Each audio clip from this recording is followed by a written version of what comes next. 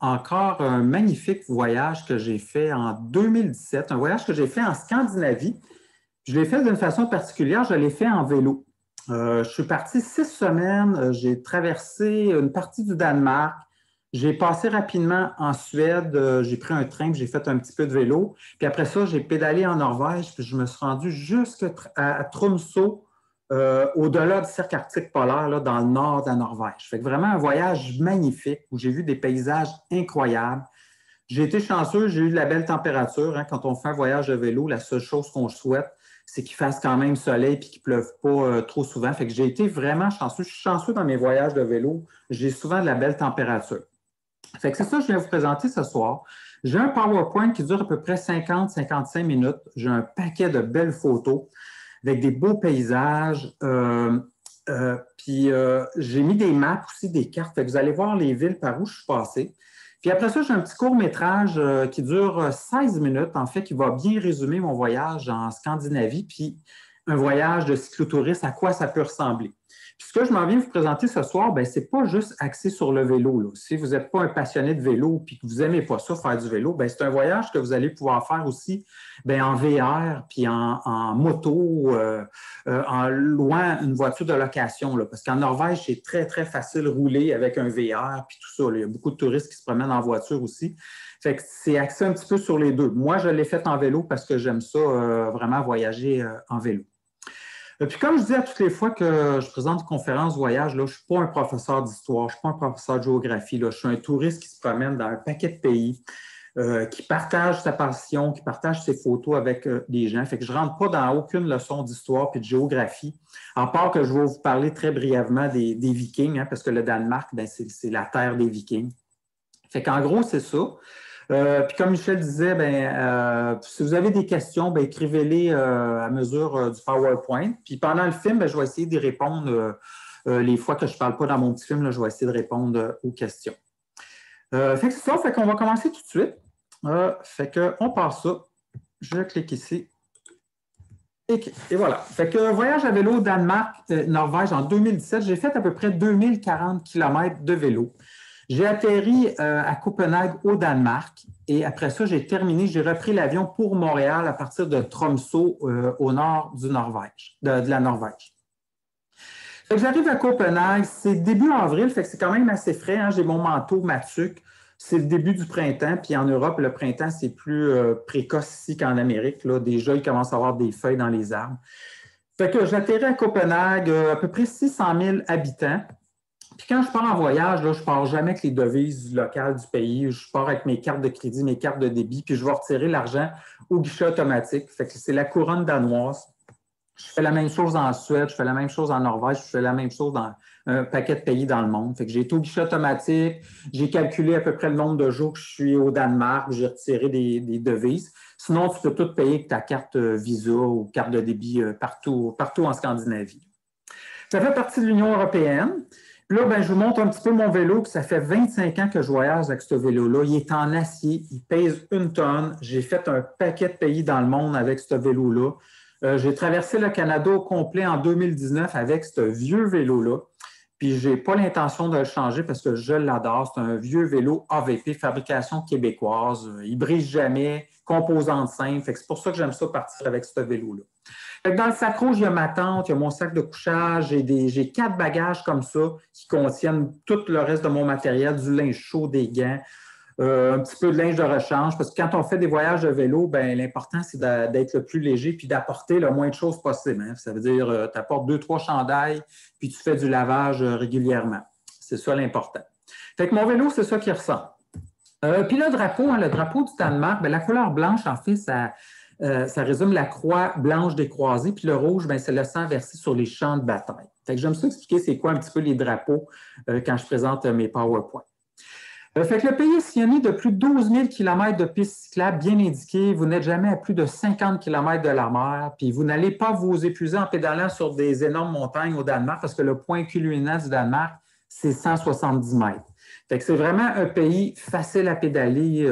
Pour ceux qui n'ont jamais fait de voyage de vélo, il faut aller au Danemark, il faut aller aux Pays-Bas. Fait que c'est très facile, des pistes cyclables partout. Fait que c'est un petit peu l'itinéraire que j'ai fait. pendant à peu près 10 jours. Fait que j'ai pédalé dans la région de la capitale, Zeeland, Jutland du centre, puis Jutland du nord. Fait que c'est ça. Comme je disais, je commence mon voyage à Copenhague. J'ai passé une journée et demie dans la capitale. Je me suis promené partout. Puis ce qui est le fun de voyager à vélo, quand tu te promènes dans des villes, ben, tu vas laisser tous tes bagages à l'auberge de jeunesse ou à l'hôtel, puis tu vas te promener dans la ville juste avec ton vélo sans bagages. Fait que tu peux couvrir beaucoup de distance dans une ville quand tu voyages à vélo. Puis ça, j'en ai mangé souvent, ces genres de hot dog-là, on appelle ça des pulses. Contrairement au hot dog américain, bien, le pulse est un peu plus sucré, salé et juteux. Puis le goût vient de la combinaison d'épices comme la muscade, le piment de la Jamaïque, la cardamome, les oignons caramélisés. Fait que c'est vraiment excellent, ces petits hot dogs-là. Puis j'en ai mangé à tous les jours le temps que j'étais au Danemark. Fait que je me suis promené, c'est ça, à Copenhague, tout près du canal. Niave, c'est un canal du centre de Copenhague. Fait que c'est vraiment touristique. Il y a plein de boutiques et de restaurants partout.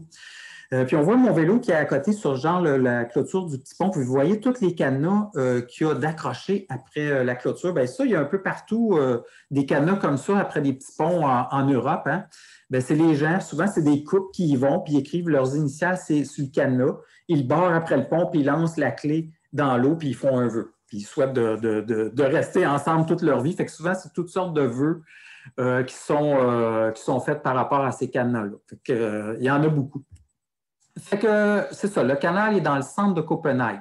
Fait que tout est axé vraiment alentour, les restaurants, les boutiques.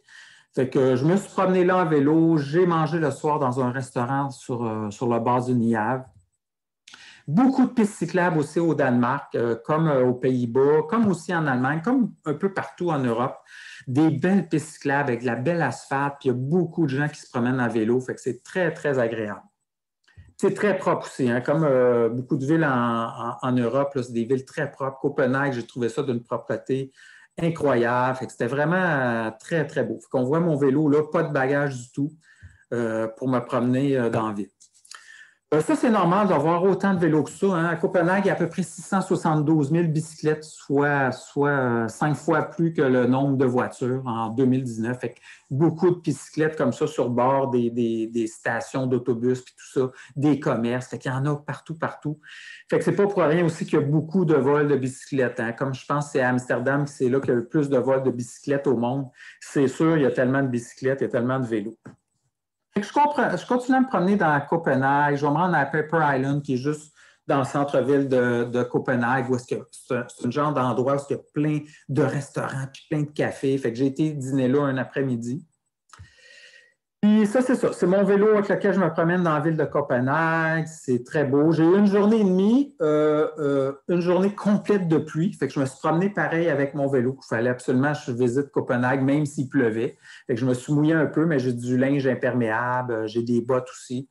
Puis rendu à mon auberge de jeunesse, bien, en fait, je me suis séché. Puis ce qui est malheureux, je n'ai pas eu le temps d'aller voir, parce que je suis un petit peu un fan des Vikings. Hein. Je n'ai pas eu le temps d'aller voir le musée des bateaux vikings à Roskilde. C'est à 30 km à l'ouest de Copenhague. Puis c'est l'endroit où il possède 5 bateaux vikings qui sont connus un petit peu partout dans le monde. Fait que c'est un musée à aller voir si jamais vous allez à Copenhague.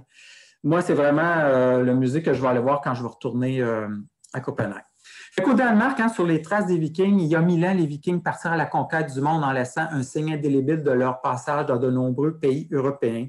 Le Danemark, leur terre natale, a été façonné par la culture viking. C'est ça, comme je disais, j'étais un passionné d'émissions de Vikings, puis j'ai regardé toutes les séries sur les Vikings, puis j'ai été en Islande aussi, puis les Vikings ont passé partout. Hein. On voit tout l'empire viking qu'il y a eu au 10e siècle. Ils sont rendus en Islande, Groenland, ils sont même venus jusqu'à Terre-Neuve, je pense que c'est à Lens au Mido, à peu près en l'an 1000. Hein. En fait, les Vikings viennent en partie du Danemark. Puis avant de quitter Copenhague, il fallait absolument que j'aille voir la petite sirène. Puis là, on ne voit pas, mais à l'arrière de moi, il y a à peu près 150 touristes qui attendent pour prendre cette petite miniature statue-là qui est sur le bord de l'eau. Puis ce que j'ai trouvé drôle, j'ai trouvé sur Internet. En 64, sa tête est très souvent vandalisée, cette petite sirène-là. En 64, sa tête fut sciée puis dérobée. En 84, son bras droit fut enlevé. En 90, on a essayé d'y arracher encore la tête. En 98, décapité. Puis en 2003, ils ont tenté de la dynamiter. Fait que pauvre petite sirène, elle a un petit peu la vie dure. Puis quand j'ai trouvé ces informations-là sur Google, j'ai trouvé ça bien drôle. Fait qu'elle est souvent malmenée, mais la fois que j'ai été, là, elle était impeccable, elle était parfaite. Mon auberge de jeunesse, je suis toujours en camping quand je voyage à vélo, le plus souvent possible, sauf dans les grandes villes. Dans les grandes villes, c'est soit une auberge de jeunesse ou c'est soit un petit hôtel vraiment pas cher. Fait que là, je pars avec mon vélo tout chargé, puis là, je prends la route puis je me dirige tranquillement vers le nord. Fait qu'à ma droite, j'ai le détroit de l'Øresund. Fait que là, je vais pédaler tranquillement vers le nord. Je vais me rendre ma première journée à Dronningmoll, 64 km de vélo. J'ai marqué tout le long les kilométrages que j'ai fait dans mon voyage de vélo. Je ne fais pas des grosses journées de vélo, là. Je ne fais pas des 150 km de vélo par jour. Je prends le temps d'arrêter, de filmer, parce que je fais tout le temps des petits courts-métrages. Fait que je prends mon temps. Puis s'il y a des choses à aller visiter, c'est sûr que je vais prendre le temps d'aller les visiter. Fait que j'ai passé tout près du château de Kronborg, c'est une forteresse militaire gardant l'entrée stratégique du détroit. Là, je dors à Dronningmoll, petite ville de 41 000 habitants. Beaucoup de camping au Danemark, puis beaucoup de camping de luxe en plus. Là. Tous les campings ont toutes des cuisinettes, des salons. Des fois, j'ai eu des salons avec des foyers. Je me suis fait des feux de foyer parce que on est comme au début de la saison. Puis il n'y a pratiquement personne dans les campings. Puis ceux qu'il y a là, c'est des gens en VR. Moi, je suis le seul qui fait du camping dans une tente. Fait que les gens qui sont dans les VR, eux autres, ils se cuisinent dans leur VR. Fait que moi, des fois, j'allais même me cuisiner dans une petite cuisine. Ça, c'est un petit peu mon kit que j'apporte en voyage. Là, je l'ai un petit peu modernisé quand j'ai traversé le Canada à vélo. J'ai plus une gamelle grosse comme ça, j'ai une petite gamelle portative, j'ai un mini brûleur, mais c'est un petit peu mon setup que j'ai quand je suis en voyage. Puis à tous les matins, j'ai mon propre déjeuner que je me cuisine, je ramasse mon matériel, puis après ça, je reprends la route. Puis avec mon petit brûleur, je peux même me faire des bonnes toasts. Alors ça, j'ai mis cette photo-là parce que ma première nuit de camping, j'ai brisé mon tapis de sol. Fait que je l'ai réparé en partie avec du duct tape que je traîne toujours dans un petit rouleau dans mes bagages. Du duct tape, ça répare tout. Fait que j'ai percé la première nuit de camping mon tapis de sol. Fait que j'ai réussi à le réparer en fait partiellement. Fait qu'après, je vais prendre la route, je vais m'en aller à Ebeltoft, 88 km. Je vais prendre aussi un traversier pour aller de l'autre côté dans le Jutland du centre. Fait que j'arrive de l'autre côté, j'ai des belles routes. Il n'y a pas beaucoup de circulation. Il n'y a jamais un auto qui va me frôler, qui va me klaxonner. Puis, comme je disais, je suis au début de la saison, je suis au mois d'avril. Fait que je suis pratiquement la seule personne en cyclotourisme. J'ai croisé personne. Fait que je suis la seule personne qui se déplace avec tous ses bagages sur son vélo. Sinon, je vais croiser plein de monde en vélo parce que les gens utilisent leur vélo pour aller travailler, pour aller au restaurant. Fait que tout le monde est à vélo. Fait que je continue tranquillement vers le nord. Je vais me rendre à Jellerup, 65 km plus au nord. Fait que j'ai des belles pistes cyclables des fois. J'ai une map, je regarde dans mon téléphone aussi sont où les pistes cyclables. Fait que quand j'ai le choix d'une piste cyclable à côté de la route, je vais rouler sur la piste cyclable qui est vraiment magnifique. Puis, je me suis retrouvé à un moment donné dans un camping. Les gens sont très gentils. Puis, c'est l'ouverture des terrains de camping, en fait. Fait que moi, j'arrive avec mon vélo, ma tente. Puis là, les gens me disent hey, là, cette nuit, il va faire moins 3 degrés. Puis, je suis équipé pour dormir à moins 10 degrés. J'ai un bon sac de couchage. Fait que là, les gens du camping me disaient là, on a un petit salon. Tu peux aller dormir à l'intérieur. Fait que finalement, je me souviens, dans cet endroit-là, j'avais été dormir à l'intérieur. J'avais dormi sur le divan. J'avais cuisiné aussi à l'intérieur. J'ai du temps qu'à être là, je vais dormir à l'intérieur, puis le lendemain matin, j'irai ramasser ma tente. Mais les gens sont très sympathiques, puis ils étaient contents de me voir arriver en vélo dans leur camping. Fait que je me rends à Hamsun, 55 km. En cours de route ici, puis c'est ça, comme je disais, mes petits déjeuners, je suis autonome, j'ai ma nourriture. Pour les dîners, je vais arrêter des fois à l'épicerie pour me ramasser un petit dîner. Sinon, je vais me prendre au Danemark, je me prenais souvent un hot dog parce que c'était rapide. L'important, c'est de pas de manger un gros repas pour dîner, c'est de le manger pour souper. Là, parce que si tu le manges pour dîner, après ça, si c'est un voyage de vélo, bonne chance pour pédaler. C'est sûr que le Danemark, c'est plat, là, mais il ne faut pas pédaler le ventre vide, ça ne va pas bien. J'ai croisé aussi des vaches des Highlands, originaires des hautes terres d'Écosse, que j'ai croisées souvent quand j'ai fait du vélo en Écosse. Elles sont magnifiques, ces vaches-là, sont vraiment très belles. J'arrive à Hamsun, 5100 personne dans ce petit village-là. C'est tout petit. La madame, c'est sa première journée qu'elle ouvre son terrain de camping. Elle m'a fait ça gratuit. J'ai installé ma tente. J'avais une douche. J'avais encore une fois une bonne petite cuisinette pour me cuisiner mon souper. Puis je continue vers le nord. Moi, le but, là, c'est de me rendre à Chicagen, vraiment à la pointe du Danemark en haut.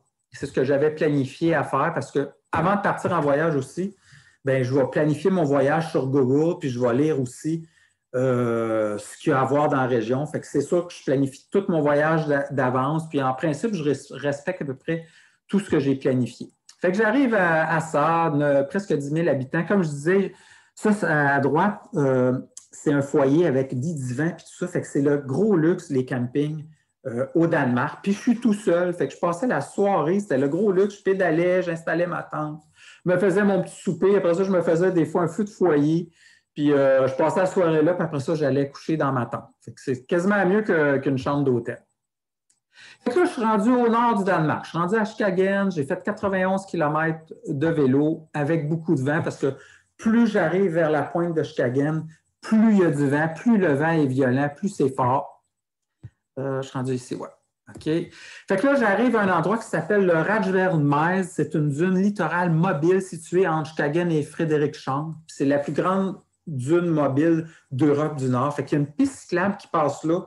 Puis de chaque côté, c'est des grosses dunes de sable immenses. Puis l'autre côté, c'est la mer. C'est magnifique, sauf qu'il y a du vent. Puis le vent vient vraiment du nord. Je l'ai en pleine face. C'est puissant. Je roule à peu près à 8-9 km/h. Je ne vais vraiment pas vite. Mais il fait beau, le soleil est chaud, c'est magnifique. Fait que c'est ça, les dunes de sable. C'est vraiment impressionnant de voir ça. Là. C'est très, très beau.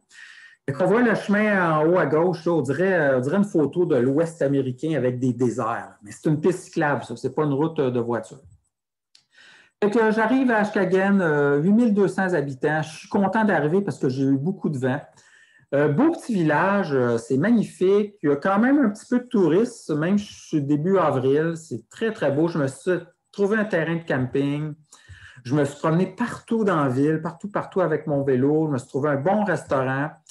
Puis après ça, le lendemain, bien là, je voulais me rendre absolument à la pointe de Chicagen, qui s'appelle Grenen, pour aller à la pointe rencontre des deux détroits, le détroit de Skagerrak puis le Kattegat. On va le voir ici. Fait que le but, là, j'ai juste 5 km à faire de vélo pour me rendre à Grenen, mais avec une tempête de vent encore pire que la journée d'avant. Fait que je me suis rendu à Grenen. Puis là, ben, j'arrive au bout. Puis là, c'est vraiment des grandes plages de sable. On voit qu'il y a encore des bunkers allemands qui sont là. Hein. Ce sont d'authentiques bunkers de défense allemands qui parsèment la côte nord du Danemark. Fait qu'il y en a un petit peu partout sur cette pointe-là.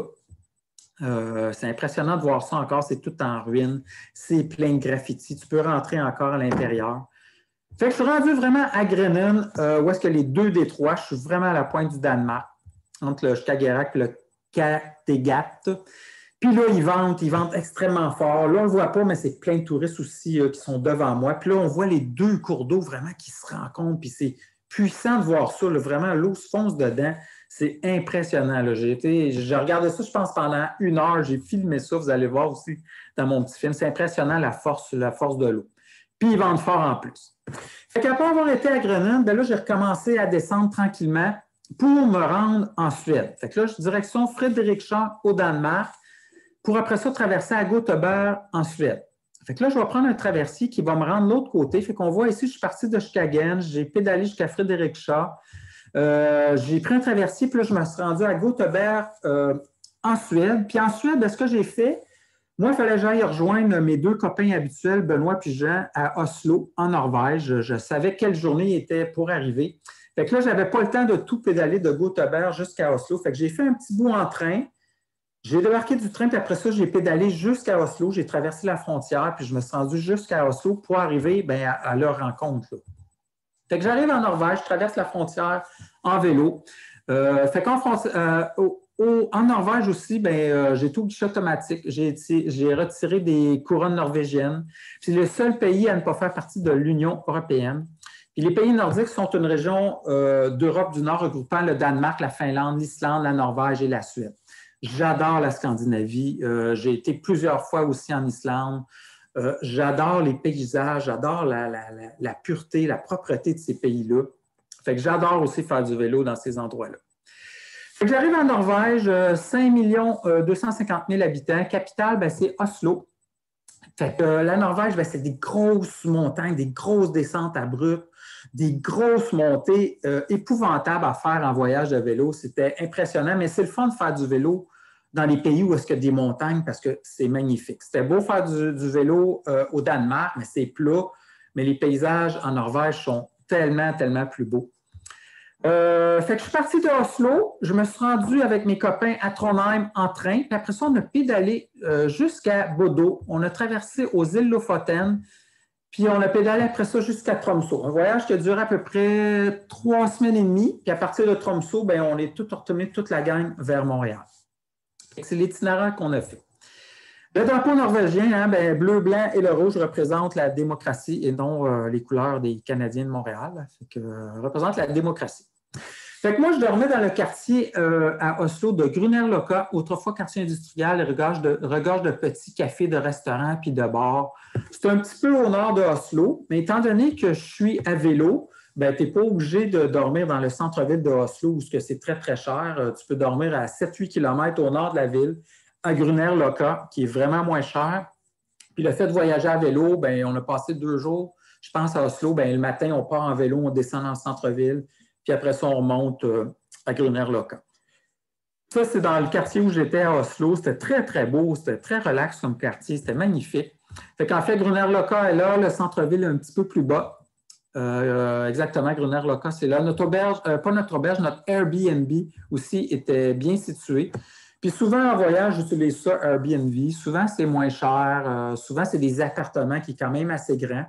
Puis quand on voyage à 2, 3, 4 personnes, ben c'est le fun d'avoir ça parce qu'on a chacun nos chambres, on peut cuisiner aussi. Et qu'on s'est fait de la cuisine aussi pour souper. Ça, c'est mes 2 copains. Moi, je suis à gauche. Benoît est en rouge, Jean est dans le fond en jaune. Ça, c'est mes 2 copains avec qui j'ai traversé Rocheuse canadienne, un paquet de pays dans le monde. Puis là, on planifie, c'est ça, en mai, si c'est possible, d'aller faire le tour de la Gaspésie encore en cyclotourisme. Fait que ça, c'est mes 2 bons amis que je connais depuis tellement longtemps. Fait que c'est ça, 2 jours à Oslo, on est chanceux, il fait beau, belle température, début du printemps, on a passé tout près de l'Opéra. L'Opéra d'Oslo est situé à l'extrémité du fjord d'Oslo, puis sur le port commercial et industriel du quartier Jordvika, dans la partie du centre-ville de la capitale. Fait que c'est le début du printemps, hein? Il commence à avoir des feuilles un petit peu partout dans les arbres. On est en vélo, fait qu'on peut vraiment sillonner beaucoup la ville. On fait genre 25 km de vélo par jour pour visiter la ville. Fait que quand tu es à pied, tu en marches une shot parce que c'est une grande ville, mais à vélo, ça se fait tellement bien. Fait que c'est tellement le fun de visiter des grandes villes en vélo. On a passé tout près du Palais Royal, qui est la résidence officielle de la famille royale construite en 1824. Cet étrange échafaudage en bois est en fait un séchoir à morue. On va voir beaucoup de séchoirs à morue aussi dans les îles Lofoten. On va voir des photos tantôt. En fait, ça, c'est une chose touristique pour les touristes qui voient comment c'est fait un gros séchoir à morue. Celui-là, il est immense. On a pédalé tout près aussi de la forteresse d'Akerhus. La première pierre de la forteresse fut posée en 1299, puis fut terminée au 14e siècle. On a passé proche de la forteresse, on a même rentré à l'intérieur avec nos vélos. On était aussi dans le quartier de Juvolmen, qui est juste sur le bord de l'eau, qui est magnifique. Hein? Juvolmen, c'est le dernier né de tous les quartiers d'Oslo. Une vingtaine d'architectes et de cabinets d'architecture ont dessiné les bâtiments de cet ensemble. C'est tellement bien fait. Toutes les fenêtres, c'est orienté de manière à avoir le plus de soleil possible. Parce qu'on sait qu'en Norvège, l'été, il y a du soleil presque 24 heures sur 24, mais quand c'est le contraire en décembre, bien, c'est des noirceurs éternelles. Ça ne doit pas être très drôle aussi quand il fait noir pendant un mois de temps. Fait que c'est tout bien éclairé, c'est tout bien vitré. Il y a plein de petits ponts qui relient les condos un à l'autre. C'est vraiment incroyable. La grande place aussi où est-ce que la gare de train. Fait qu'on a visité, c'est ça, Oslo pendant 2 jours. Puis le lendemain, après nos 2 jours de visite, bien là, on a pris le train. Moi, j'ai encore quelques photos d'Oslo, c'est ça. Après ça, on a pris le train pour se rendre à Trondheim. Fait qu'encore là, on aurait pu pédaler jusqu'à Trondheim, mais là, il aurait fallu prendre 1 semaine de vacances de plus. Fait que là, on a sauvé du temps en partant d'Oslo pour se rendre à Trondheim. On peut apporter notre vélo dans les trains. Souvent, c'est les derniers wagons de train que tu peux mettre ton vélo. Nous autres, on avait été la veille acheter nos 3 billets de train. On s'est renseigné si c'était possible d'apporter nos vélos. Ils nous ont dit oui, c'est beau, ça va aller dans le dernier wagon. Fait qu'on est parti pour Trondheim. 170 000 habitants. Fait qu'on est débarqué du train, on a accroché nos bagages, on a pédalé jusqu'à notre Airbnb. On a passé devant la cathédrale de Nidaros qui a commencé à construire en 1070. C'est quasiment ça à l'époque des Vikings. C'est incroyable. On n'a pas pu rentrer à l'intérieur parce qu'elle était fermée. Et on s'est promené aussi encore là, une demi-journée dans Trondheim. C'est magnifique, cette ville-là. C'est relax, beaucoup moins de touristes qu'il peut y avoir comparativement à Oslo. Fait que c'est vraiment relax comme atmosphère. Et notre petit Airbnb, bien ça, on avait un sous-sol de maison. Les propriétaires restaient en haut. Puis ils savaient qu'on voyageait à vélo, fait qu'ils étaient super sympathiques. On a tout rentré notre matériel. Fait qu'on a fait une nuit là, dans ce petit Airbnb-là à Trondheim. Fait qu'en fait, l'itinéraire qu'on a fait à vélo, on a fait ce qu'on appelle la route Kirchdriksven. Je ne suis pas très bon en norvégien. La route numéro 17. Fait qu'en fait, on a fait cette route-là qui est une longueur de 734 km. Puis dans les îles Lofoten, on a pédalé à peu près 450 km. Fait que beaucoup de dénivelé, beaucoup de montagnes quand tu fais un voyage de vélo. Si on l'avait fait en VR ou en auto, zéro problème, on aurait tout monté côte facilement.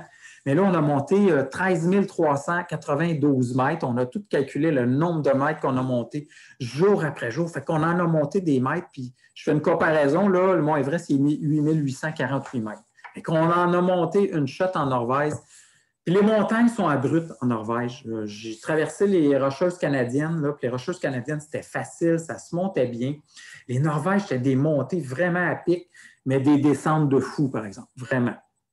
Fait que la route Kirchdriksven, numéro 17, elle fait à peu près 650 km de long. Puis comme je disais, là, moi je l'ai faite en vélo, mais ça se fait aussi bien en VR ou en auto de location pour visiter vraiment la Norvège. C'est vraiment facile de visiter la Norvège. Fait que première journée de vélo avec Jean, bien, on part de Grong puis on s'en va à Namsos. Petite journée, 61 km, pas trop de montée. Puis les premières journées, on perd notre ami Benoît parce qu'il y avait une rivière. Puis Benoît était tellement excité de sa première journée de vélo. Lui, il a fait le nord de la rivière. Puis moi, dans mon téléphone, sur mon vélo, bien, je savais que ça allait au sud. Puis on n'a pas pu y crier, il était trop loin. Fait qu'on est parti au sud de la rivière. Finalement, on s'est retrouvés à la fin de la journée au camping, mais lui, il n'y avait aucun moyen de navigation. Finalement, il savait il était à peu près où le camping, mais dès la première journée, on a perdu un joueur. Fait que, direction Namsos, 61 km. J'ai marqué le nombre de dénivelés ici par jour là, pour ceux qui sont intéressés à ça. Là. Presque 500 mètres de dénivelé. On a eu des grosses journées de dénivelé. Bon, là, moi, quand on a arrêté pour dîner, moi puis Jean, ben, on n'avait pas notre ami Benoît. Benoît, il a mangé tout seul de l'autre côté de la rivière. Fait que c'est ça, on s'est rejoint au camping de Namsos. Encore là, les campings en Norvège sont bien organisés, sont moins luxueux que ceux que j'avais au Danemark, mais quand même, il y a des campings partout, ils sont tous ouverts. Ils ne sont pas très chers, il y a toutes des petites cuisinettes pour se cuisiner. Puis des fois, on a eu des campings incroyables, des fois, on a eu des campings qui faisaient un petit peu dur. Puis on est toujours les seuls qui font du camping. Hein? Les gens sont tous en VR. Peut-être que l'été, il y a plus de gens avec des tentes. Fait que, on est bien installés. Ce qui était drôle, on était à peu près à 200 mètres d'un aéroport. On s'en est rendu compte. À un moment donné, les avions ont commencé à arriver, atterrir puis décoller. Puis on a dit, voyons, ça n'a pas de bon sens. Puis ça commençait très tôt le matin, les avions. Fait qu'on est presque sur la piste d'atterrissage. Fait qu'ici, de la mythologie scandinave, les trolls existent sous deux formes. Soit ils sont grands en pierre et vivent dans les montagnes. Ils se montrent uniquement la nuit sous des apparences destinées à tromper les humains et sont d'une grande laideur, effectivement. Soit ils sont petits, vivent en groupe dans les forêts. Fait que beaucoup de trolls comme ça qu'on va croiser un petit peu partout tout le long du voyage. J'ai fait une coupe photo de trolls, mais à un moment donné, j'ai arrêté puisqu'il y en avait tellement. Ils sont drôles à voir, ils ne sont pas tous très beaux. Il y en a des tout petits, il y en a des gigantesques. Fait qu'il y en a plusieurs ici, c'est ça. Fait qu'après ça, on part de Namsos, on commence à monter tranquillement vers le nord. Kolverid, 74 km. Fait qu'on monte tranquillement vers le nord. On a de la belle température. On est chanceux parce qu'on n'a pas eu beaucoup de journées de pluie, mais les journées qu'il y avait de pluie, c'était dur, il ventait. C'est toujours plus dur et un petit peu plus déprimant quand tu pédales à la grosse pluie. Mais quand il y a du soleil, c'est motivant, c'est agréable. Et quand je voyage en vélo, c'est ça, ben, un peu comme le matin qu'on a tous nos déjeuners, ben, les dîners, ben, on se croise une épicerie en cours de route le matin, on se fait nos provisions d'épicerie, des chips, un petit peu de jambon, du fromage, du pain. Puis on arrête n'importe quel endroit sur une table à pique-nique sur le bord de la route, puis on prend notre dîner. Fait que ça a été comme ça tout le long du voyage. C'est comme ça, en fait, tout le long de mes voyages de vélo. J'ai toujours mes dîners que je ramasse un petit peu partout à l'épicerie. Fait que, mes amis sont à leur début de voyage de vélo. Moi, ça fait déjà 2 semaines et demie que je pédale. Puis en voyage de vélo, plus les jours avancent, plus tu es en forme. Tu sais, même si tu es rendu à 5000 km, ben, des fois, tu peux avoir des petites fatigues, mais plus tu pédales, plus tu viens fort. Fait que moi, c'est sûr, j'ai déjà presque 3 semaines d'avance sur eux, fait que je me sens plus en forme qu'eux. Tout le long du voyage qu'on a fait, en fait, on a pris sur la route Kirch-Triskiven, on a pris 8 traversiers, puis 4 sur les îles Lofoten. Fait qu'on a pris beaucoup de traversiers. Puis on est au début de la saison touristique, fait qu'il n'y a pas autant de traversiers qu'il peut y avoir en plein mois de juillet puis août, mais on était chanceux parce qu'à toutes les fois qu'on arrivait pour prendre le traversier, bien, des fois on avait une demi-heure, 1 heure à attendre parce qu'on aurait pu attendre des heures et des heures, fait qu'on était très chanceux. Fait qu'un autre petit camping, on a 2 tentes. Hein. Moi, je dors dans la tente jaune à droite avec Benoît. Jean, il dort dans sa propre tente parce que, bon, il ronfle, fait qu'on est comme isolés l'un de l'autre. Fait que Colverid, petit village de 1025 habitants. Fait qu'on va se rendre jusqu'à Vénessud, 70 km. Fait qu'on prend la route, les petites épiceries qu'on va se faire, nos provisions pour dîner. Puis aussi, on planifie aussi nos soupers, hein, parce que des fois, on va se retrouver dans des campings où est-ce qu'il y a, en fait, il n'y a pas de restaurant, rien, absolument rien alentour. Fait qu'on va se faire des provisions pour notre souper. Étant donné qu'il fait quand même frais, bien, la nourriture reste facilement dans nos sacoches de vélo. Ça ne dégèle pas, en fait. Puis ce qu'on a mangé très souvent, ce qu'on s'est rendu compte qui n'était pas cher, parce que c'est très cher la Norvège, la nourriture. Ce qui n'est pas cher, c'est le poisson fumé, du poisson congelé. Fait qu'à un moment donné, on s'est rendu compte, hey, c'est pas cher un gros morceau de poisson congelé. On va l'acheter, il va rester frais toute la journée dans nos bagages de vélo, puis le soir, on va le cuisiner. Fait qu'on en a mangé beaucoup, beaucoup du poisson. Fait que des paysages vraiment fantastiques. Là. Tu ne peux pas te tanner de pédaler dans des paysages comme ça de la Norvège. C'est sûr qu'il y a des grosses montées, mais quand dit montée, dit grosse descente aussi. Fait que des belles montagnes enneigées comme ça, c'est vraiment, vraiment magnifique. Fait qu'on change de secteur tranquillement, pas beaucoup de circulation. On reprend d'autres traversiers aussi par la suite.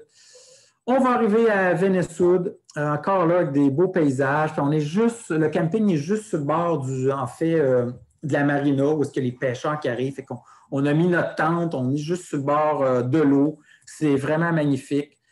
Puis on va aller marcher sur le bord du quai pour voir les bateaux. On va rencontrer des pêcheurs qui sont arrivés de pêcher puis qui sont après à ranger leur filet de morue. Les gens ne parlent pas vraiment anglais, ils parlent norvégien. Ça va parler beaucoup anglais, bon, à Tromsø un petit peu. Ça parlait à Oslo beaucoup anglais. Mais ailleurs, quand tu arrives dans les petits villages, là, les gens, ils ne parlent vraiment pas anglais. Souvent, il faut mimer, puis c'est souvent comme ça. Mais c'est ça que j'adore de voyager, c'est de ne pas comprendre la langue puis avoir à faire des signes puis tout ça. Puis les Norvégiens, là, sont gigantesques. Le monsieur à gauche, là, il mesure, je pense, 6 pieds 5. On est tout petits à côté d'eux autres. Là. Ils sont grands, les Norvégiens. Là. Puis les Norvégiens, ben, c'est un peuple un petit peu. C'est pas le peuple qui va venir à ta rencontre. Là. C'est un peuple un peu froid, un petit peu comme la plupart des pays scandinaves. C'est pas des gens faciles d'approche. Mais quand tu as des problèmes, on a eu des problèmes, on va le voir un petit peu plus loin avec nos vélos. On était cognés chez des gens, puis là, les gens étaient super sympathiques, tout ça, mais ce n'est pas des gens qui vont venir nous voir puis nous poser des questions. Là. Fait que direction Vénessud, on va passer par l'île de Vega, puis on va se rendre à Troja. C'était une mauvaise journée. Fait qu'en fait, on a pris un traversier, tout ce qui est en rouge, puis il faisait tellement pas beau qu'on a demandé au capitaine du bateau si on pouvait rester dans le traversier pour 2 tours parce qu'on savait qu'il faisait aller-retour, puis on voulait passer une coupe d'heure dans le traversier pour se faire sécher notre linge parce que c'était une journée vraiment qui pleuvait, qui faisait pas beau. Fait qu'il a dit, c'est parfait, vous pouvez rester dans le traversier. Fait qu'on est resté dans le traversier, on a fait sécher notre linge, on était bien. Puis après ça, on est sorti du traversier, il s'est remis à pleuvoir, on était en grosse brume totale. Puis on était installé nos tentes au camping à Troja. Il faisait vraiment pas beau, c'était humide. On a cuisiné dans la petite cuisinette miniature qu'on avait à ce camping-là. On s'est couché, puis le lendemain, ben, il faisait beau soleil. Le soleil était sorti, puis ça, c'était la vue qu'on avait. On ne voyait même pas la montagne la veille. C'était tout dans la grosse brume. Fait que c'était magnifique le lendemain. On voyait que l'eau était vraiment transparente. L'eau dans la mer puis dans les lacs en Norvège là, est turquoise, elle est vraiment claire, vraiment très, très belle. C'était vraiment très beau. Fait qu'on partit de Trondheim, on va passer par Nesna. De Nesna, on va monter jusqu'à Aldersund. Fait que là, on monte de plus en plus vers le nord. On a des grosses journées de dénivelé, là, presque 1000 mètres de dénivelé, 600 mètres de dénivelé, fait que ça monte. Des grosses journées qui montent de vélo. À la fin de la journée, souvent, on est fatigué. On a des belles grosses descentes. Fait que quand on monte tout le long, ben, souvent on enlève la tuque, on enlève nos gants, on sue, on a chaud. Quand on arrive en haut de la grosse côte, ben, il fait froid là, parce que ça monte quand même beaucoup. Quand tu es prêt à descendre, ben, là, tu remets ta tuque, tu visites ton manteau, tu remets tes gants parce qu'en descendant, ben, il fait froid. On a passé aussi par la belle ville touristique de Nesna. Une belle après-midi qu'on a passé là à se promener. On a barré nos vélos, on a marché un petit peu. Puis on reprend la route, on continue à rouler sur des décors magiques. Jour après jour, on ne se tanne pas. C'est vraiment très, très beau. On a croisé aussi des rennes, des caribous aussi. En Norvège, il y a à peu près 35 000 rennes ou caribous. Puis la Norvège compte également 250 000 rennes domestiquées. Fait que, on a croisé souvent sur notre chemin. On va le voir aussi dans les petits films. Là, à un moment donné, ils sont mis à courir devant nous autres, puis j'ai pu les filmer. Fait que c'est ça, comme je disais, quand on arrive en haut d'une grosse montagne qu'on a suivi pendant 1 heure et demie de temps, bien, on a eu chaud, on a tout enlevé notre linge, puis quand on est prêt à descendre, bien là, c'est là qu'on met nos gants, on rezippe notre manteau parce qu'il fait à peu près 4-5 degrés. Puis les descentes, qui sont froides aussi. Puis souvent, bien, ça descend tellement longtemps qu'on a presque le temps de sécher. Ça, c'était une fois en haut d'une grosse montée, puis il faisait soleil. Là, on a pris le temps de s'étendre, faire sécher un petit peu nos manteaux. Benoît, fatigué, s'est tendu sur une table à pique-nique. On a peut-être passé une demi-heure, 3/4 d'heure là, puis après ça, on a repris la route, puis on est redescendu. En fait, on est parti, on voit comment c'est haut, on est parti en bas, là, juste sur le bord de l'eau. On avait des décors là, vraiment, vraiment majestueux. Un autre petit terrain de camping où on était à Eldersund. On avait un petit terrain de camping. On a installé nos tentes. Il faisait froid, il faisait en bas de zéro pendant la nuit. Il a neigé. Puis il y a aussi des petits chalets, mais c'est cher la location de chalets. Puis tout ça en Norvège, c'était vraiment un prix de fou. C'était pas dans nos moyens. Fait qu'on a dit non, ben on dort pas dans un petit chalet, on met nos tentes comme d'habitude. Finalement, on a mis nos tentes comme d'habitude. On avait une petite cuisinette pour se cuisiner. Parfait, on s'est fait des toasts le matin, beurre d'arachide, gruau, café, puis on a repris la route. Puis après ça, on est parti de Aldersund, on s'est rendu jusqu'à Alsa, 46 km. Ce n'est pas toujours des grosses journées de vélo. Dénivelé quand même de 700 mètres. Puis là, on a passé au-delà du cercle arctique polaire. Hein. On voit le cercle sur le globe ici, là, le cercle arctique polaire, c'est tout ça. Il passe aussi en Islande, au Groenland. Fait qu'on l'a passé, mais en bateau. Ça aurait pu donner qu'on l'aille pédaler, puis que le petit pylône qu'on voit au fond, il aurait été à côté de nous. Mais là, ça a donné qu'il était en bateau, puis c'est quelqu'un dans le bateau qui nous a fait signe. Hey, le marqueur là, du cercle arctique polaire, il est là, parce qu'on ne l'aurait jamais vu. Là. Fait qu'on a passé là, rendu au-delà du cercle arctique polaire. Fait qu'on continue à pédaler, d'autres petits trônes encore, des belles routes, des beaux paysages, on ne se tanne pas. On arrive à Alsa. Puis là, on voit la photo d'Alsa, il est à peu près 10h30 le soir. Hein. Là, on est rendu début mai. On voit qu'on est ici au mois de mai. Fait qu'on est à peu près la mi-mai. Puis là, on voit que le soleil, il y a à peu près pas loin de 20 heures d'ensoleillement par jour. Hein. Quand on va arriver le 21 juin, bien, ça va être 24 heures d'ensoleillement par jour. Fait que quand on installait notre tente en après-midi, on se couchait le soir à 8 heures, il faisait gros soleil, puis à 11 heures, c'était encore plein de lumière dans notre tente. Je ne sais pas si vous avez remarqué, mais notre tente est jaune. Fait que ça prenait comme un genre de petit loup pour mettre ses yeux parce que c'était vraiment clair. Fait que là, il y avait un petit peu de pénombre, puis à 3 heures du matin, là, la lumière commençait à revenir. Fait que si on avait voulu, on aurait pu pédaler jusqu'à 10 heures le soir. Fait que c'est vraiment le fun pour ça. Des fois, le matin, on se réveille, puis il y a eu une tempête de neige toute la nuit. L'avantage qu'il y a, c'est que le soleil est tellement présent, puis le soleil est chaud, les heures d'ensoleillement sont longues, la neige, elle va fondre très, très rapidement. Fait que le matin, on se lève, c'est plein de neige. Le temps qu'on ramasse toutes nos choses, puis vers 10-11 heures le matin, bien, toute la neige est fondue. Direction repas, 40 km. Fait qu'on continue à rouler. On continue dans des paysages incroyables. On fait un petit peu d'entretien à l'occasion de nos vélos. Jean et Benoît sont après à arranger les vitesses à Jean. Un autre beau terrain de camping. Puis de Répond, on va se rendre jusqu'à Jobstad, 40 km, petite journée de vélo. Des fois, on a des petites journées de vélo. On ne veut pas aussi finir notre voyage trop vite, puis arriver à Tromsø 6 jours d'avance avant de prendre notre avion. Fait qu'on calcule un peu nos trajets. On regarde sont où les terrains de camping. On va prendre beaucoup de tunnels aussi, hein? Beaucoup de tunnels qui font peur. Des fois, l'asphalte n'est pas toujours belle. Celui-là, il est 3 km de long. On va en avoir à 5 km de long. C'est froid, c'est humide. Fait qu'on suit en ligne avec nos lumières sur nos vélos qui flashent. On est chanceux, on est au mois de mai. Il n'y a pas trop de touristes qui conduisent un peu tout croche. Pas de VR non plus. Trop au début de saison. Puis pas de gros camions. Fait que ça allait bien quand même traverser les tunnels. Ça, c'est un monsieur qu'on avait croisé sur un des traversiers, puis c'est un de ses amis à lui qui nous avait montré qui était où le marqueur du cercle arctique polaire. C'est un Norvégien, il s'en allait dans le nord, puis là, il expliquait notre voyage de vélo, puis là, il nous traitait de fous, des crazy Canadiens là, qui s'en allaient pédaler à Tromsø. Puis il a dit que nous autres, ça ne nous dérangeait pas, même s'il faisait froid, puis qu'il y avait de la neige. Puis en tout cas, il était fin, le monsieur, il arrêtait, puis il nous prenait en photo. Un beau camping qu'on a eu, on a installé nos tentes un petit peu à gauche, on ne le voit pas. On appelle ça le floor camp. On avait tout l'intérieur du camp à nous autres tout seuls, une cuisinette, une télévision, des divans, le gros luxe. Fait qu'on s'est fait la grosse bouffe. On a écouté la télé en plus. Quand c'était le temps d'aller se coucher, bien, on a rentré dans notre tente. C'était vraiment un bel endroit. C'est un endroit de chasse et de pêche. Puis le propriétaire du camping, bien, il nous a passé des cannes à pêche. Parce qu'en fait, la Norvège possède des eaux extrêmement poissonneuses, puis les touristes étrangers sont uniquement autorisés à utiliser un matériel manuel pour la pêche à la ligne. Il faut garder une distance de plus de 100 mètres avec une habitation. Fait que le monsieur nous a passé des cannes à pêche, puis Benoît, c'est un pêcheur. Fait que moi, j'avais espoir en lui qu'il nous sorte un poisson pour souper, accompagné de notre bouffe déshydratée. Finalement, il n'y a absolument rien sorti. On était gelés, il faisait froid. On a tout essayé, finalement, on a abandonné. Mais ça aurait été le fun de sortir un poisson puis de le manger pour souper. Juste avant d'arriver au Fjord Camp, la veille, ben, j'ai eu un gros bris mécanique majeur. 1 kilomètre avant, j'ai été chanceux. J'ai brisé mon essieu de roue arrière, il a brisé. Je n'avançais plus. Je ne savais pas ce qui se passait. Fait que là, j'ai poussé mon vélo jusqu'au camping. Puis là, j'ai demandé au propriétaire, prochain magasin de vélo, il est où? Bien, le prochain magasin de vélo est à Bodo, à 70 km. Fait que j'ai été quand même chanceux. Ça aurait pu m'arriver 300 km avant Bodo. Fait que j'ai pris l'autobus avec mon vélo.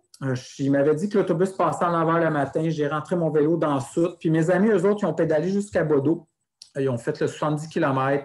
Rendu à Bordeaux, directement au magasin de vélo. Ils ne pouvaient plus changer mon essieu parce que ma roue était trop vieille. Fait que j'ai acheté une nouvelle roue. Puis mes copains, c'est ça. Ils ont pédalé de Korstad jusqu'à Bordeaux, 70 km. Puis on s'est rejoint à Bordeaux. On s'est donné rendez-vous. Puis eux, ils ont passé juste un endroit touristique que j'aurais dû arrêter, en fait, qu'on appelle Maelstrom de Strotomen. Je ne suis vraiment pas bon en norvégien. Un puissant tourbillon qui se forme dans une étendue d'eau. C'est le plus important au monde. Il se produit 4 fois par jour aux horaires des marées. Fait que ça, c'était sur leur route pour se rendre à Bodo. Fait qu'il y a des autobus touristiques qui arrêtent là pour aller voir le Maelstrom. Fait que rendu à Bodo, j'ai réparé mon vélo. On a tout de suite pris le ferry parce que Bodo, le camping était vraiment pas agréable. Fait qu'on a dit, on ne dort pas ici, on prend le traversier qui durait quelques heures. Direction les îles Lofoten jusqu'à Moskenes. Fait qu'on arrive à Moskenes, on avait un bon traversier confortable. On installe notre tente direct en arrivant de l'autre côté. Et après ça, le lendemain, on était visiter le petit village de A. On voit que c'est marqué en haut à droite.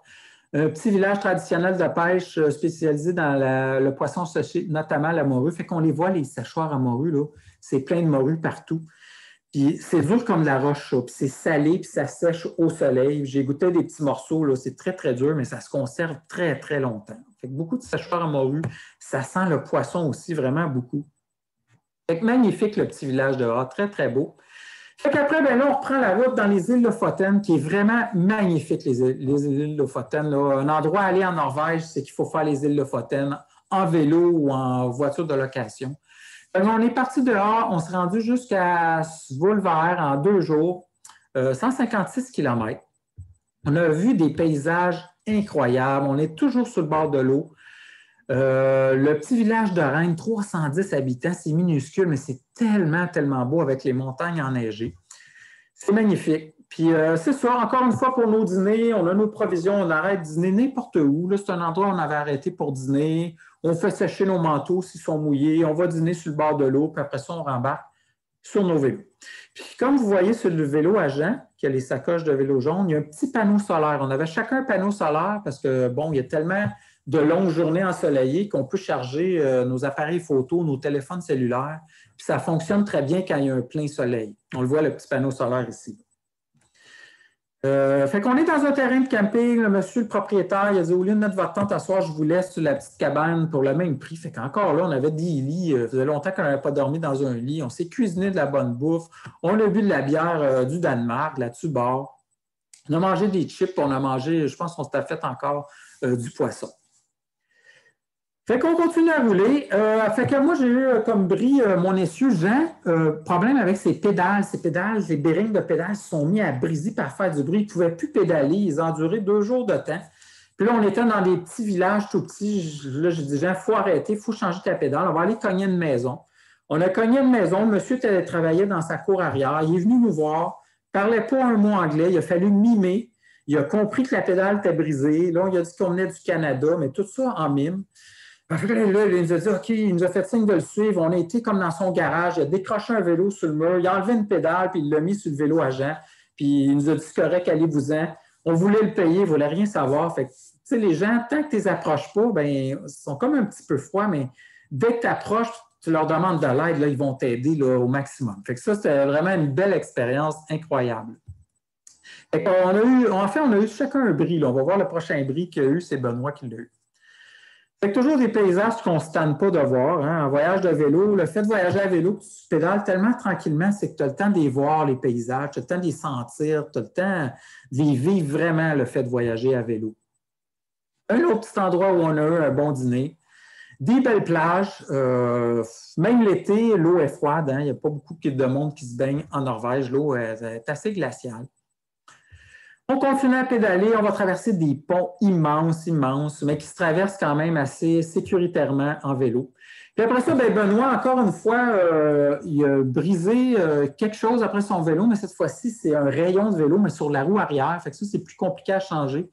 Puis ça a donné qu'on était dans une grosse ville, la ville de Sortland, 10 000 habitants. Fait qu'on a trouvé un magasin de vélo, on a mis la roue sur mon vélo, puis on a été faire changer le rayon dans le magasin de vélo, puis Benoît nous a attendu, puis on est revenu avec sa roue. Fait qu'on a été chanceux un petit peu dans notre malchance, parce que ça a tombé dans une grosse ville, ça aurait pu tomber dans un petit village, puis on aurait été un petit peu mal pris. Fait que Sortland, Artistad, 72 km, on continue à pédaler. On va se rendre à Artistad, 25 000 habitants, toujours des beaux paysages. Ça, c'est un petit setup de souper le soir qu'on s'est fait. Je me souviens, cette fois-là, on s'est fait des hot dogs. Ça nous tentait de manger des bons hot dogs. Puis nos tentes ne sont pas loin, là, fait qu'on s'est cuisiné, on avait une belle table à pique-nique. Puis après ça, on reprend la route, on continue à rouler. Beau paysage, magnifique. Nos dîners, des fois, nos dîners, ne sont pas toujours dans des décors fantastiques. Ça, on avait faim. Il n'y avait pas d'endroit pour arrêter. On a arrêté dans un abri d'autobus. On ne le voit pas, mais c'est un abri d'autobus en béton. Puis notre table à dîner, c'était le vélo à Benoît. Fait qu'on a sorti des carottes, des viandes froides. Benoît nous a fait des sandwichs. Fait que des fois, les dîners, c'est pas toujours dans des beaux paysages, là, proche d'un conteneur à poubelle vert en arrière. Fait qu'on se débrouille comme on peut, mais c'est agréable. C'est agréable de voyager comme ça. Fait qu'aux environs de Björk, on a installé nos 2 tentes sur le terrain de quelqu'un.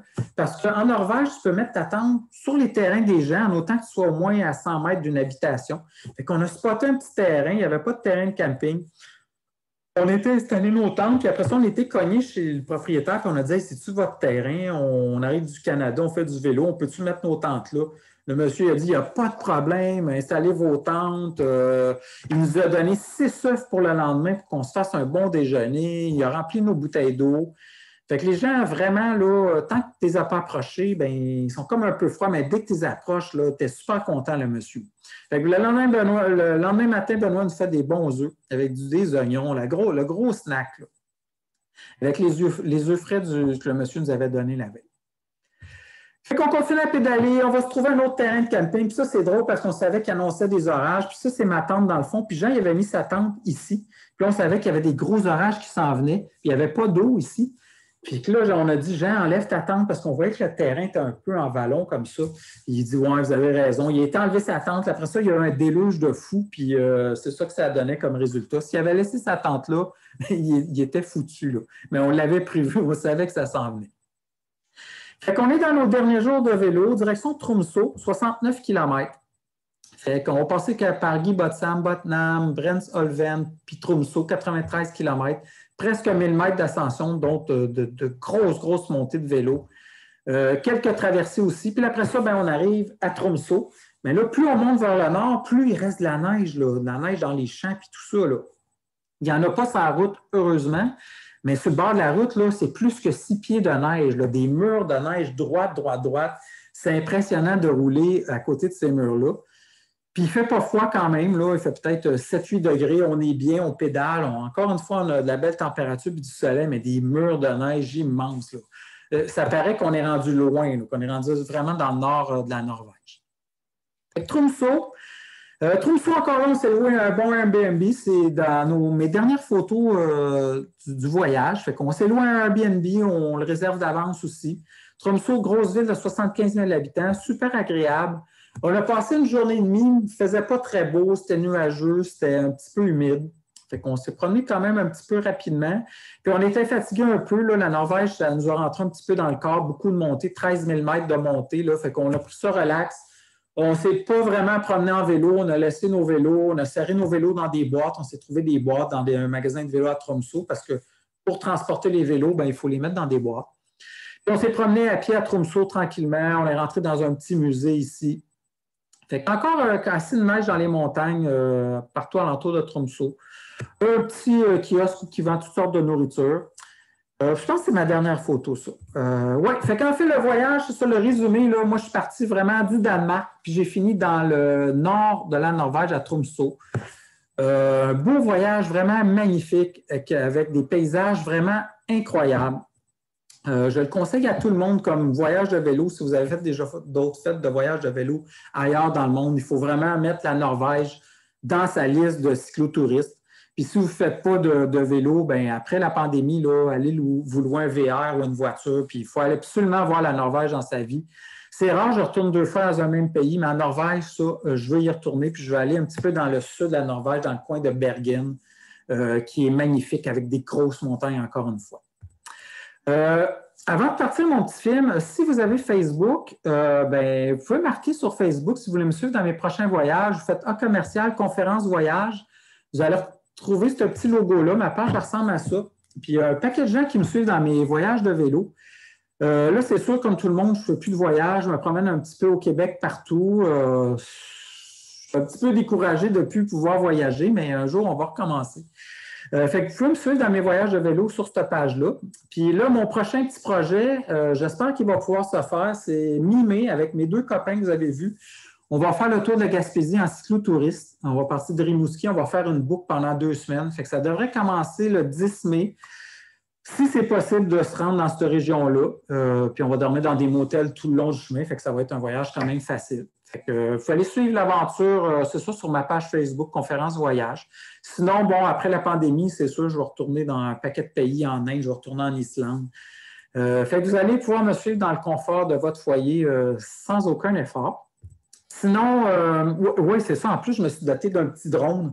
Fait que mon voyage en Gaspésie, je vais faire plein de belles scènes avec mon drone, puis dans mes prochains voyages aussi. Sinon, j'ai un site Internet, le même nom, conférencevoyage.ca, que vous pouvez trouver sur Google, puis vous allez voir où je donne mes conférences, un paquet de photos de voyage.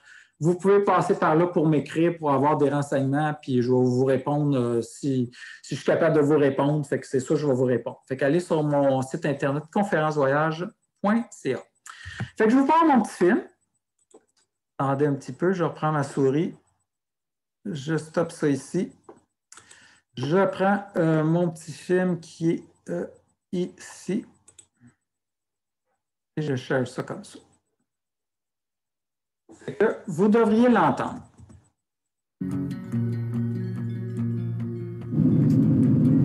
Ça va durer 16 minutes.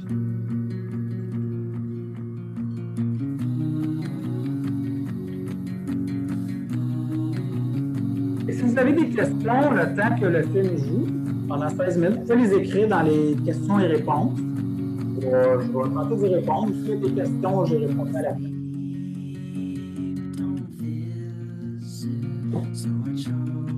Ça, c'est la partie du Danemark. Pendant une dizaine de jours, là, je vais pédaler tranquillement jusqu'à Skagen.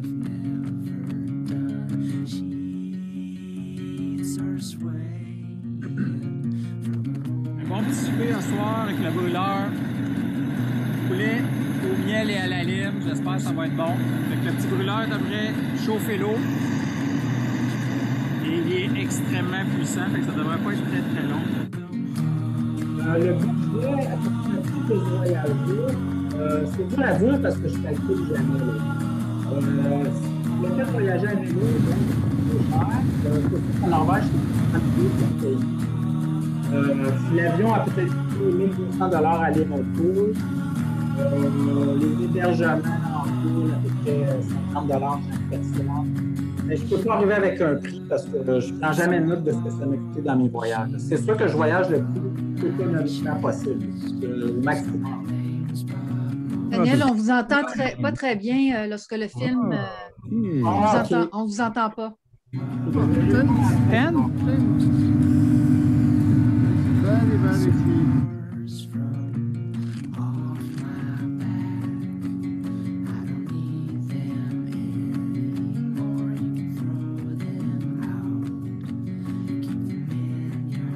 Je vais prendre un petit traversier pour me rendre sur la rive de l'autre bord. Ça coûte 20 couronnes danoises. C'est pas très cher. C'est à peu près 4 $. 10 minutes. C'est toujours au Danemark.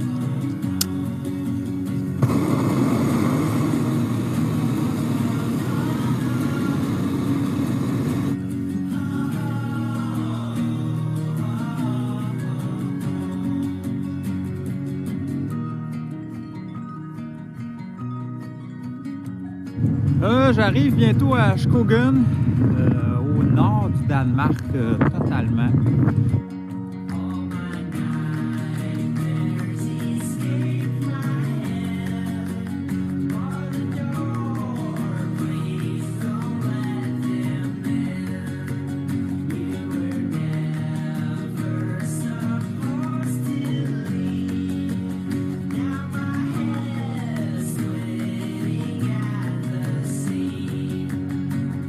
Rendu pratiquement à Skagen.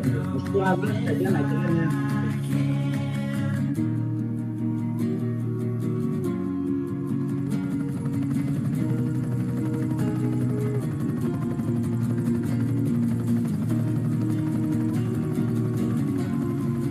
On voit vraiment où les toits se rencontrent, on voit vraiment que les vagues se fondent ensemble.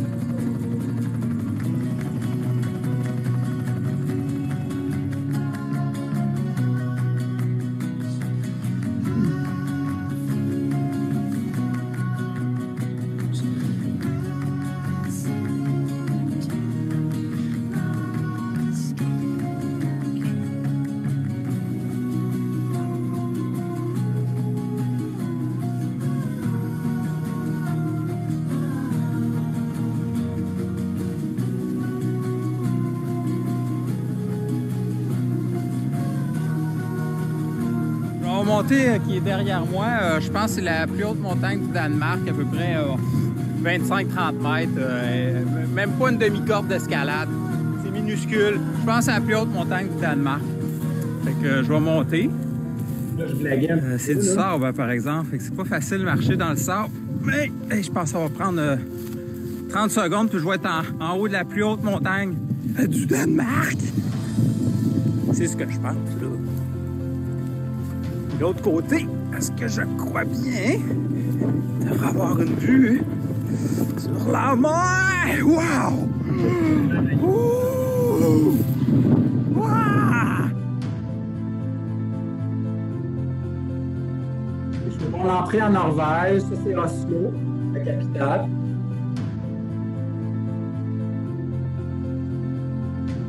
Dans le quartier de Grüner-Loka, à peu près à 5 km au nord d'Oslo. C'est ici qu'il y a mon auberge de jeunesse. C'est vraiment génial. Ici, je suis dans un petit parc, puis ils vendent de la bouffe, ils vendent toutes sortes de petits souvenirs, de toutes sortes d'affaires. C'est vraiment un beau petit quartier pour dormir. Il y a en banlieue de... C'est dans le centre de Oslo.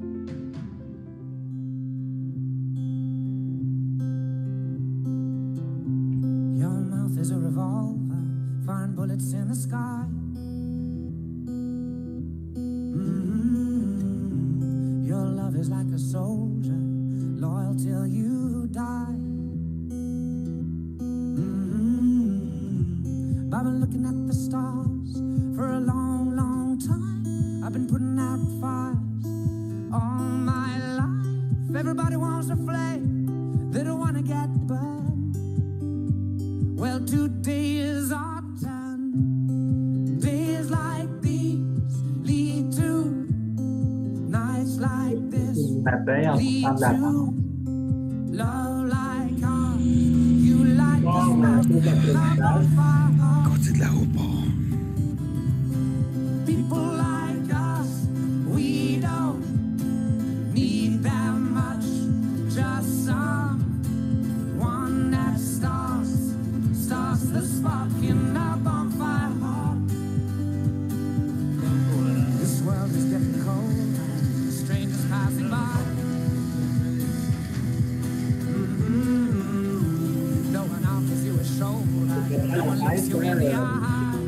Leur poisson. I'm looking at you for a long, long time, just trying to break through, trying to make you mine. Everybody wants a flame, they don't want to get burned. Well, today is our time. Days like these lead to nights like this, lead to love like L'objectif de la journée aujourd'hui, se battre contre un vent violent. Il fait soleil. On fait une grosse journée de vent. Le changement de décor ce matin, total comparativement à hier soir. Tout est dégagé, le vent est tombé. Bien là, c'est la vue qu'on a. Une montagne enneigée qu'on ne voyait pas hier soir quand on a mis notre tente.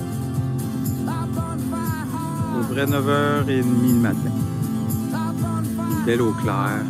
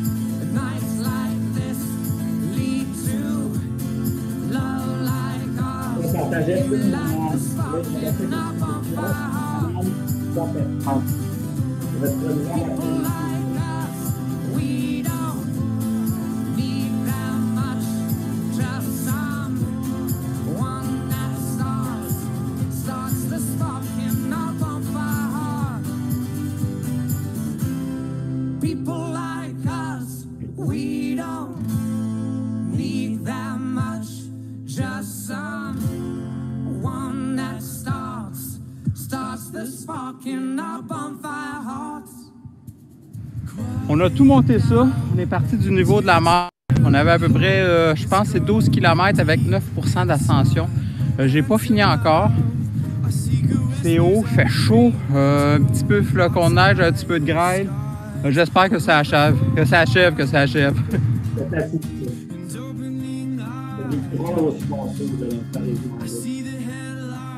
Tony qui descend la pente.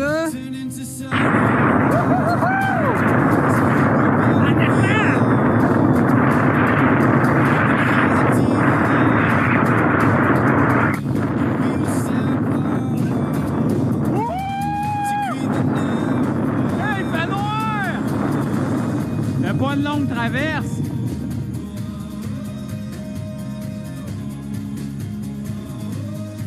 Descente, c'est terminable. Vraiment tellement agréable. On descend ça à peu près pas loin de 50 km. C'est une descente c'est cool, mais moi à 50, à peu près 5.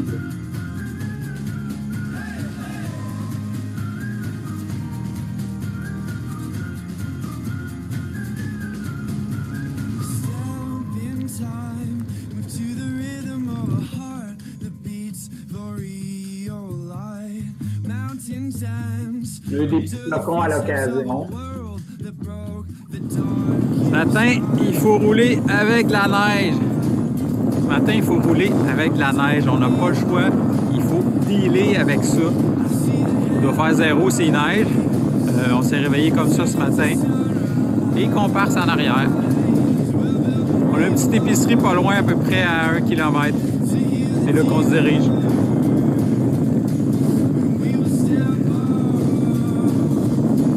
C'est la fin d'une journée pas facile. Neige toute la journée. Toute la journée. Puis là, ben, il est 5h15. Le soleil est sorti.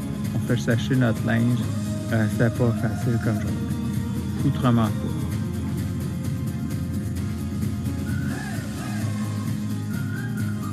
C'est une journée qui peut se bien avec le soleil comme ça.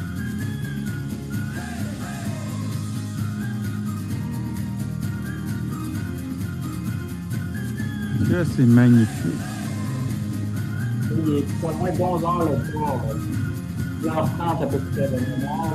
Oui, j'ai fait une photo sphérique ici.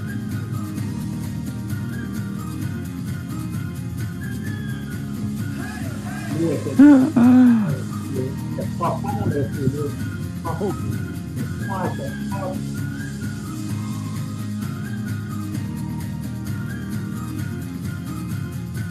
C'est une surprise du matin, une neige un peu partout.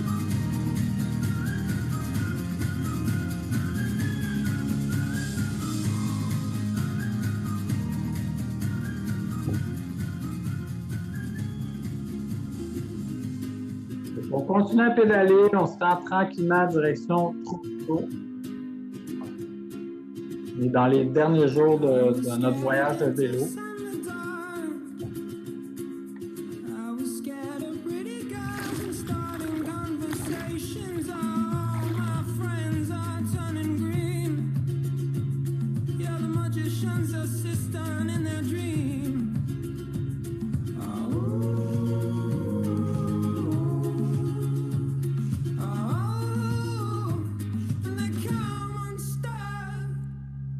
Ça, c'est la tentative réactive qu'on fait.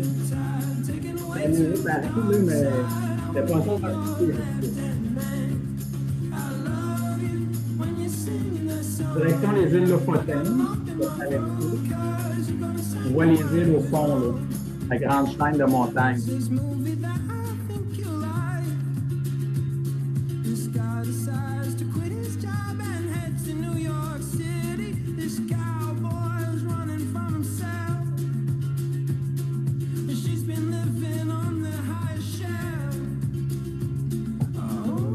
Le village de Arc, dans les îles Lofoten.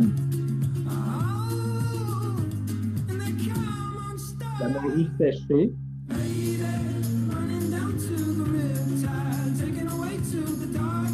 Le mélange complètement de la reine, c'est magnifique.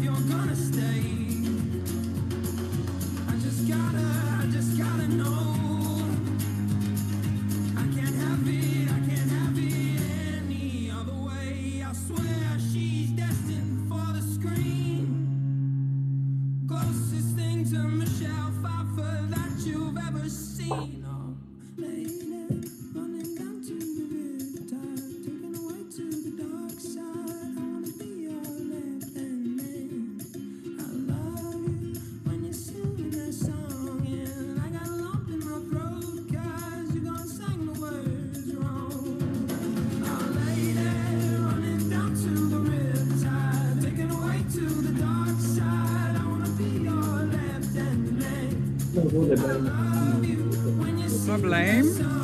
Légèrement grave. Il a brisé un rayon. Oh, ça semble bien être un endroit magique pour dormir ce soir au Firsoy, en Norvège. Ah, juste le beau temps.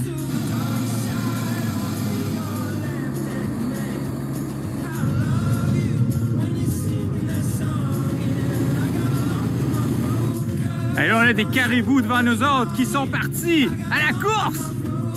Ils ont peur. Direction Tromsø, notre dernière journée de vélo. On voit qu'il y a encore en arrière de moi des murs de neige. Il y a à peu près 6 pieds de neige de chaque côté. Beaucoup de neige tannée. C'est impressionnant de voir ça. Plein. Une chance qu'il n'y en a pas sur la route. Petit bout de route de terre, puis on a beaucoup de kilomètres à faire là-dessus. Une chance qu'il ne pleut pas. Et tabarnouche, une chance qu'il ne pleut pas parce qu'on ne pourrait pas rouler là-dessus. Je pense que ça termine comme ça. On est rendu à Tromsø. Puis à partir de Tromsø, on a repris l'avion. On a pris l'avion pour Montréal. Là, je vais faire une petite pause ici. Stop sharing. Donc, vous devriez mieux m'entendre si c'est arrêté. Là, j'ai vu qu'il y avait des questions. J'essayais d'y répondre pendant que le film fonctionnait, mais